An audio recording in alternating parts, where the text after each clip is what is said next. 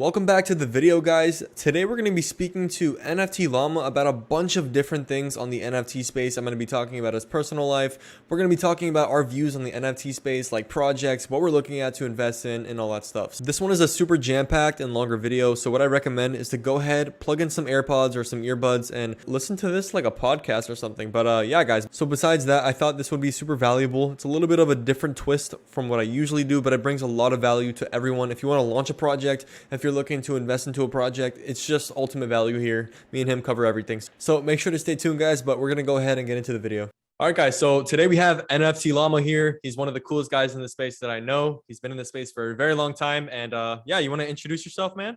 Yeah, thank you for having me on. I'm NFT Llama. I've been in space for 6-7 months on Twitter, over a year without Twitter. I own a project called LlamaVerse, and yeah, well, thank you for having me on.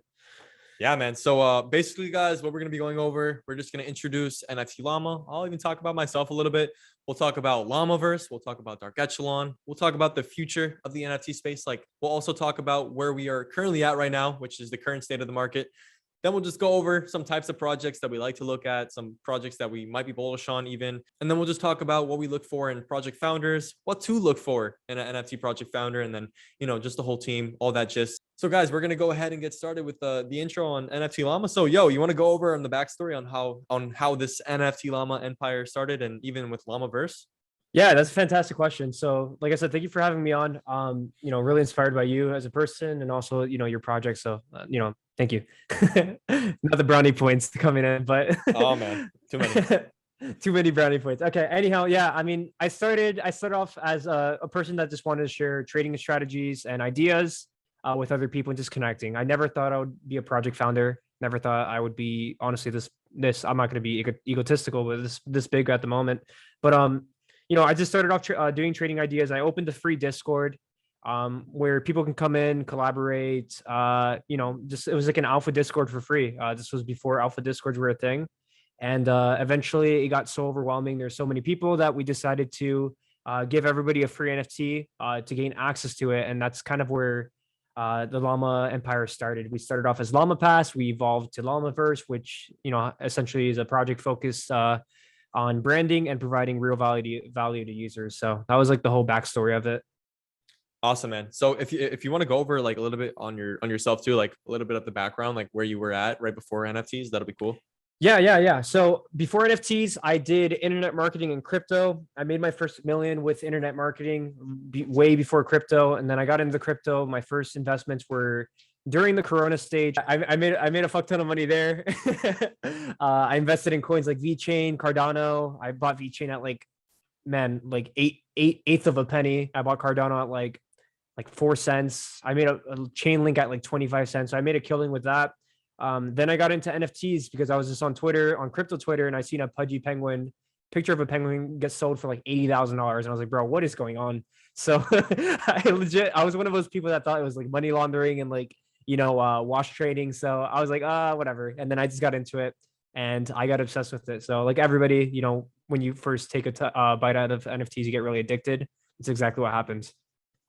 That's crazy, dude. And yeah, I actually saw the Llama Pass when I started the NFTs, like back then, maybe like in August. I saw like a couple months later, like this thing I like called like an alpha group. And I'm like, what the hell is this shit? And I saw you were one of the first people to have an alpha group. So that's super cool to see. And obviously now alpha groups is like the main thing to, for influencers and bigger people in the space to, I guess you could say, cash grab and just like make some type of project that people might want to buy. So yeah, Llamaverse currently now basically rebranded, right? Yeah. So we wanted to take the direction of, we realized that like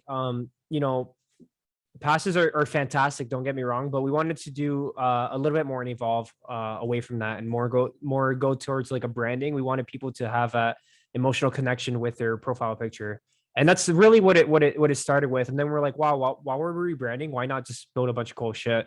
So with Llamaverse, we're launching a spit token, which is on Polygon, a Polygon based marketplace, crossbreeding mechanics with other founders, and a bunch of Minecraft worlds and tools and utilities. So yeah, guys, so I'm definitely bullish on projects that obviously have founders that are super engaged in the space, that are constantly doing innovative shit. So obviously that's why I brought on NFT Llama. He's doing cool things, and I've been watching him for a while. So Now we're gonna get into our thoughts and on the current state of the market now.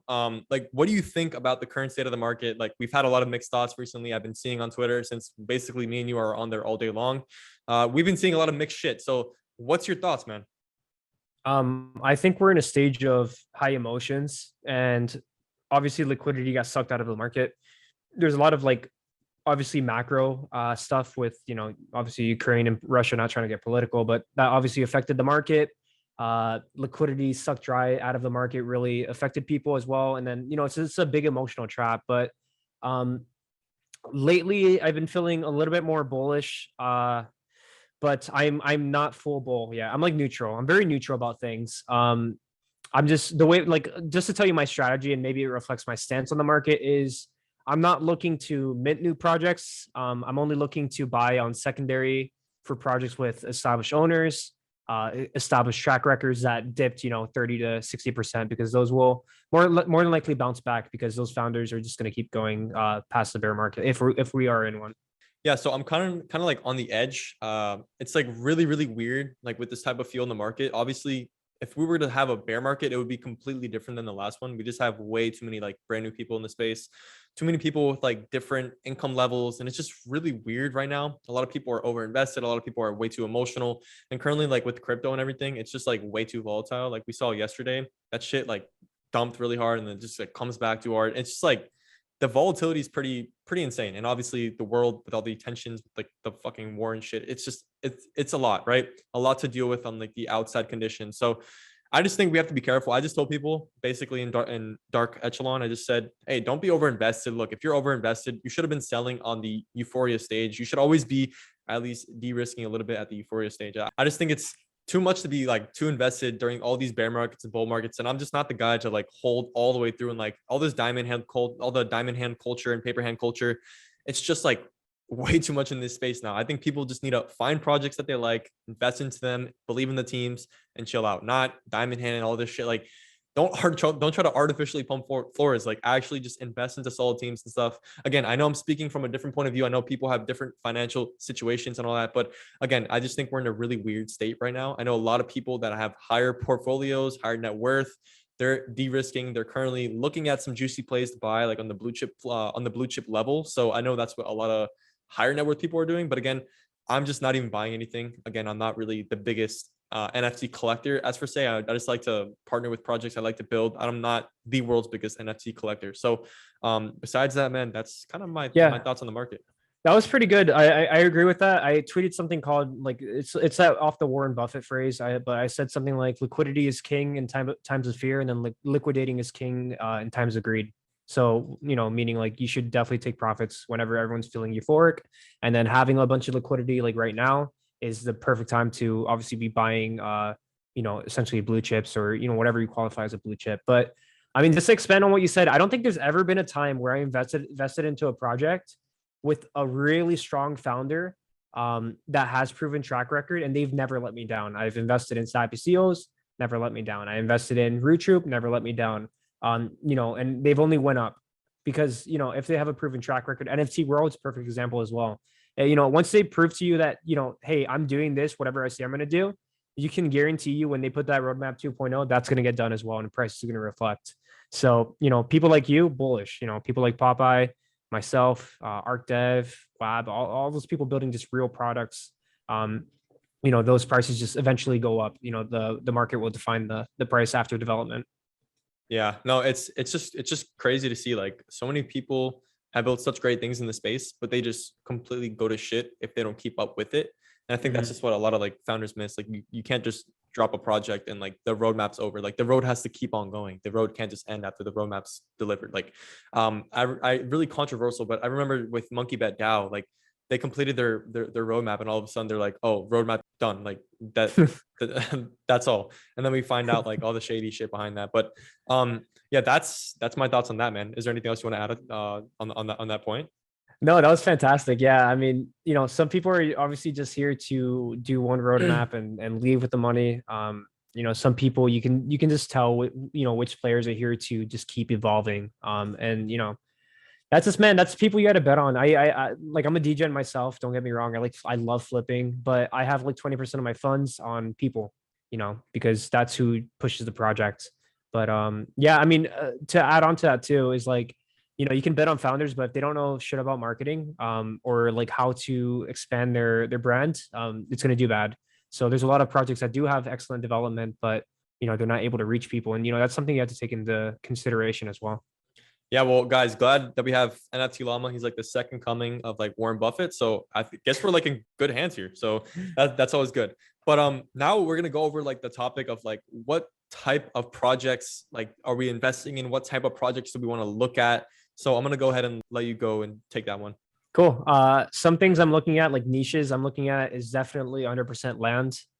Um, Not the show. I know you said don't name specific Go ahead, projects, man. but I bought a bunch of BYO lands. I bought a bunch of Troverses at 0.1 just because I thought it was undervalued. NFT worlds, I own a bunch, and World Wide Web land as well. So I'm also bullish on a niche that hasn't been talked about a lot, and it's interactive NFTs.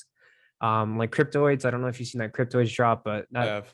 that's gonna be fire later down the line. But I like projects like that. I like projects just doing unique things with solid founders and proven track history.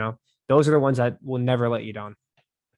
Yeah, and to add on to that, like the type of projects that I'm looking at, most of the time, I really look deep into the actual team, right? Because a lot of the times we have like anonymous founders, okay, cool, all that, but there's a lot of teams that are actually doxed. And when these teams are doxed, I try to look at the actual team, right? I see if they can build a brand, if they built a brand in the past, if they know how to manage people, if they have any leadership experience, if they even have ever had money in their life, right? I saw this project. I don't want to call them out. I'm just not going to say their name, but the founder I found out was a truck driver. Like he was delivering like groceries or something. I was like, like what? Like how do you go from a truck driver to launching a 10K project? Like you just can't do that. And by the way, that project had like 100K followers. So that's insane. So that project's dropped now, so it's not like it's coming up, but there's just so many projects where the people just don't understand what they're doing, and those are upcoming projects, right?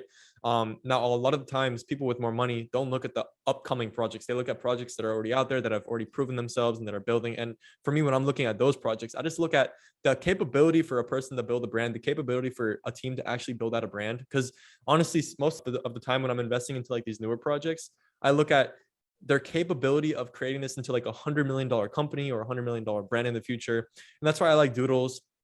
I was looking at Antonym. I'm kind of like on the edge for that one. That one's a little bit controversial. I know a lot of people don't like it. A lot of people like it, but I'm just trying to look at brands that can actually build out and scale to become maybe a $1 billion company one day. Like we see like Bored Apes have just completely built themselves to like crazy levels. So again, nothing specific there. Like in terms of like niches, obviously I am looking at land on my own. I'm not going to say like what I invested into, but land, I'm looking at obviously clothing NFT projects, anything that can be integrated into like clothing and stuff. Like we saw Dippies, that one's pretty cool and all that. I don't know how long that can last. I think there's like a lot of buzz and hype around that. I think obviously that comes with a nice downtrend at the end of all the hype. But again, I'm just trying to stay away from hype. A lot of projects that don't have any hype right now and that drop and that actually deliver can obviously see a really nice return after they've already delivered everything and as they're delivering. And honestly, with like hype projects, like overhype projects, it just never ends up well. People just see that as like an opportunity to flip. And that's what I don't like, because again, it just ruins businesses, it ruins companies, it just devalues the whole point of what NFTs are. Like you gotta basically build out a brand. The NFT is there to fund your actual company, to fund your brand, and you go out and build it out and give value back to the holders. So that's just kind of like my scattered thoughts. I know I covered a couple different points there, but that's my thoughts on that. Is there anything else you want to add? No, I agree with everything you just said. So 100%. Like I like the fact that your strategy's looking into teams. I mean, you touched on one point I feel like is really important. You shouldn't not chase your dreams like that truck driver. But the thing is, that truck driver might find it like it's a lot of money, or he doesn't have experience, like you said, managing teams, managing stress, because that's a big deal as a founder, managing a whole community of 10,000 people, doing XYZ developers, like all this other BS you got to deal with. So that's why it's super important. What you touched on is like, you need to bet on these teams that have track record, because they've done it before. They're probably gonna do it again. And there's a lot of projects coming out that have never built a real business, and that's what this is. At the end of the day, you're creating a business. Yeah, and that's why I kind of like the idea of like again, this is really tough for a lot of people, and there's different factors that you can basically look at. But when you're launching a free mint and charging a high royalty, I kind of like that idea almost, or even like a super cheap mint, and you can actually deliver something good. Because when you deliver on that, and when you can basically show people that you're doing something special, people will buy into your project. You'll see volume, and maybe you can become a big brand one day, right? And by that, you can actually generate a lot more money than if you were to go ahead and mint a project for like zero point 0.1 ETH, right? So I kind of like the idea of doing the free mint with like 10% royalties. I'm all cool with that. I know projects charge zero point 0.2 ETH and do 10% royalties. Again, that's just a huge cash grab. People get in those projects and make a quick flip. I understand, but again, I really like the idea of super cheap mints, or really maybe even free mints, and just charging those high royalties. I'm basically all for it, and I really hope we can see more of those projects in the space. And there's a couple projects that actually did that, but again, those are like more art based projects. I don't think a actual project that's literally just art based should be charging anything above zero point 0.1 ETH. I think that's like massive, Ridiculous, yeah. massive cash grab. Like, why are we paying you? Why are you generating so much money just to give us art and maybe like give us a community or roadmap? Like, again, it's all cool. We've seen it over and over in the space. It's nothing new. It's worked many times, but it's just getting old for a lot of people. And you also tapped on earlier with the liquidity being just drained out of the market and not being put back in. That's a huge issue, and that's also due to people just basically FOMOing into anything. And that's an issue that is probably not going to go away, but over time and through education, people can probably get better with all that. Yeah. We started off as a free mint with 10% royalties too. So I mean that goes to show that it's all based on project founders. I don't know, man. Like I just stay away from projects that charge 0.3, 0.4. It just makes zero sense. So I think we're gonna start returning back down. I don't think anything's gonna be able to mint out above 0.2 for next at least few months. We've seen Troverse, fantastic project. They did a DA and sold at 0.1. You know what I'm saying? So Yeah, I think the market's over it. They had a unique DA. I saw that, like a really Yeah. unique Dutch auction. There's like some cool mechanism. Yeah, I'm not yeah. gonna tap on it, but yeah, that's super cool. But yeah, even with Dark Echelon, dude, that was a 0.09 ETH mint. I think at our Beautiful. peak, we hit like a 6.5 ETH floor. Right now, obviously, dropped that back a little bit. I think we're like at maybe 4.5 ish. But Yeah. yeah, like I know LlamaVerse was free, and then you guys had to do the if you want to tap on that, just so people know, like what exactly, like how did the pricing work? How did the free minting work? Yeah. So Llama Pass was originally a free mint, $0. What happened was as we were changing brands, those same people got to mint for $0 as well, for Llamaverse. And then the rest of the spots were 0.18 for whitelisting, and then some via DA from 60% of that old value from 1.11 all the way down to 0.44. That's when it sold out. And yeah, there was only a small amount of spots for that. But the most important thing is about that is that we already built everything before. We already had a big brand, and we already built the marketplace. We already finished the spit token. Everything's ready to deploy here in the next few days. And we did all of that without major funding. We did it maybe with like, I think 200K of my own money. So, that's just something. You don't need a lot of money in this space. Just to tap on the one more thing. You don't need $70 million to build something cool. You don't need $20 million to build something cool, or 5 million, 3 million. You only need like anywhere from 200K to 2 mil to build something cool for most projects.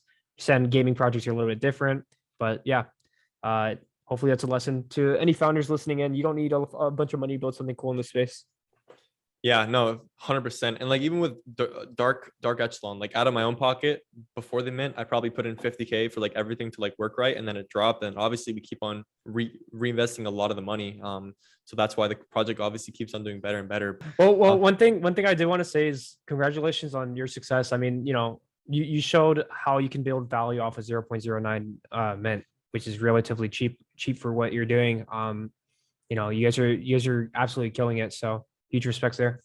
Thank you, man. I even out of like our own talks and personal life or whatever, like our personal talks, I've obviously heard a lot about Llamaverse, a lot of good things. Actually, just before we hopped on this call, I was in a VC with Dark Echelon. I was like, hey guys, I'm just curious, like, what do you guys think about NFT Llama? And they all had pretty good things to say about you. So it was really good, refreshing. I was like, guys, give me a tier of like the influencers in the space of who you guys don't like, who's in the blacklist, who's good and everything. And you were on the good list, man. So Sounds pretty good. Obviously, hopefully we can stay in that list for forever, man. I'm trying to be here for 20 years, 30 years, however long that this space continues. I hope to be here. Yeah, yeah, and I love that, man. We're just trying to like straight up, like, we're obviously here to make money. Don't get me wrong. Everyone is here is to make money, whether Of you're a course. founder, trader. But there's a difference between making your money right and wrong. And we're trying to essentially build these communities, help alter people's lives for the better while making money. And that's just the right thing to do. So that way, when you go to sleep at night, you have no worries that you're gonna you're gonna get pulled up on or anything like that. You don't have to worry about people looking for you. You're just doing things good. You just feel good in your heart. Yeah, guys, and me and NFT Llama are both from Florida, so like in Hialeah and Miami, the scary people. We don't want to do that. But now we're just gonna tap on the last thing. We're just gonna go over like what do we look for in like project founders, like project teams, like what are we looking for, and like what are we like why do we invest into these certain projects based on like what the team has in place for us, or like what the team's experiences and all that. So if you want to start with that, that'll be cool.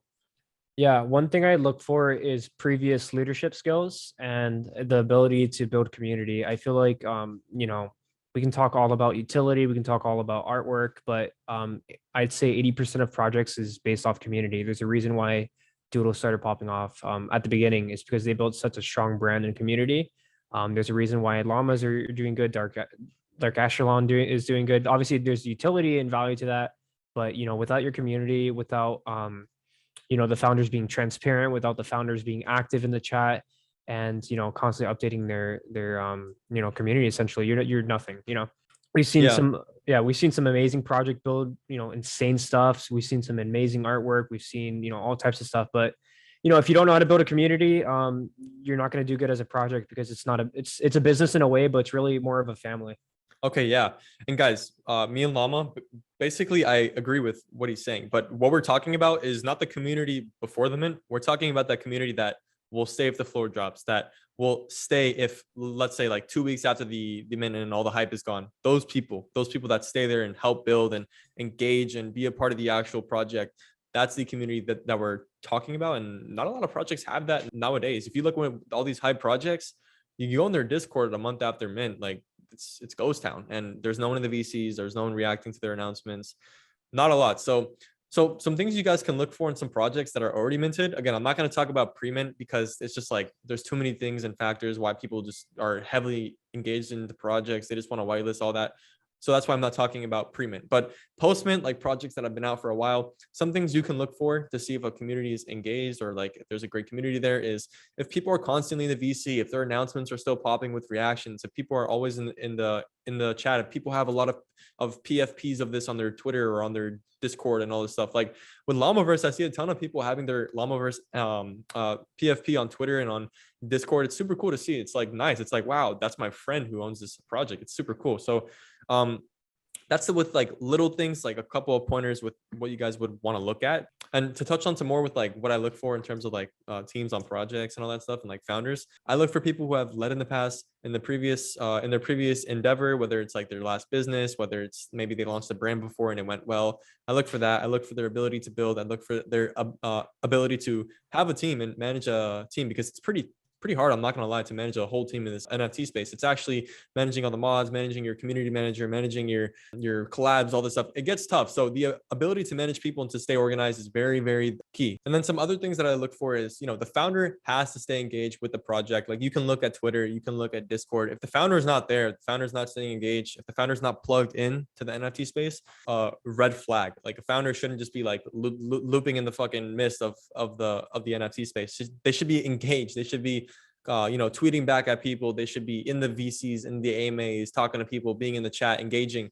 I definitely think that's a huge thing, because you can't run a business if you don't know how the back end works, if you don't know how all the sides work. You have to know everything. You have to know how the business side works. You have to know how the community works. You can't just type out random shit and expect people to like you. You gotta be out there. You gotta be in the trenches of the NFT space. So that's what I look for. I look for humble people that are in the trenches, founders that are engaged, that are deep in the NFT space. Obviously, when I talk to founders, that's something that I look for. I look for their NFT knowledge. I pick their brain apart to see if they know what they're talking about. So that's kind of like what I do. Those are my thoughts on that. Did you have anything else to add on that? No, that was great. I mean, like you mentioned, is your founder should be the highest level inside the Discord chat by far. Like it is what it is. Like as a founder, you should be fully engaged in your community. So that way you know what issues are going on and you can solve them, or you know what kind of feedback you're getting, so you can kind of guide your community towards that way. I feel like a really important skill to have too. I feel like that founders don't do well is they just make a roadmap based on what they want. Once you put your first your first roadmap, your first idea, you should really just take community feedback and see what they like, what they don't like, and guide it towards that. So to give you background very quick, and I'll just wrap it up. When LlamaPass started, we had a just to teach you some things and maybe the community. We had a free mint. We went to zero point 0.9 ETH. The bear market hit, and we started doing things the wrong way. I guess you can say we didn't have clear vision with what we wanted our project. We flew all the way down to 0.08 ETH as our low, which is absolutely ridiculous. We fell over 80%. The community gave us a bunch of feedback. And instead of me being like, no, we're going to do it things my way, I took all that feedback, revamped it to what it is now, which is Llamaverse. And, if the community didn't give me feedback and I was stubborn and I went with what I wanted to do, probably wouldn't be here today. So, definitely listening to your community and being able to take criticism well is such an important skill to have as a founder, but also as a person. So Oh yeah. Like another thing is like when these founders and projects just throw out like these really flashy announcements, like, oh, here's this free that, or like, oh my God, look at this, like just to get some attention, some views, some likes, some sales, like that's obviously not a good thing because that's just like you're riding off hype, dude. Like you're riding off waves and trends. Like you can't do that. You got to actually build something. Like a lot of projects don't really have a foundation. You take away all the hype, you take away all the hype things that they have, and then there's literally nothing. Like there's no base. You have to have a base on your project. You have to have a vision. You have to have a plan for the future. And obviously you can't just keep throwing things as they come during all these trends and stuff. Like you got to really have a solid foundation. Like what is Dark Echelon? What is Llamaverse? And someone has to be able to explain it. If they can't explain exactly what it is, then there's no brand there. So obviously that's what I really focus on too, man. But yeah, man, besides that, I think that we covered everything that I wanted to go over. I think I'm going to call it that for this video. NFT Llama, man, thank you so much for coming out. If you guys are wondering why his face is not here, is because he's scared. He doesn't want to show it's his because face. But I'm the founder of Squiggles. he is dogs, guys. But he is completely dogs. You guys can go check out his face out there. Llama is dogs. He doesn't want to show his face in this video. But that's all cool, guys. Llama, any last words, dude? No, man, thank you for having me. That was a fantastic talk. I really like your mindset when it comes to space, and wish you, your brand, your community, and your project all the success. Thank you, man. Wish the best for Llamaverse. And dude, we're still learning every single day. We're all new to this shit. So wish the best for you, man. Peace. Absolutely. Later.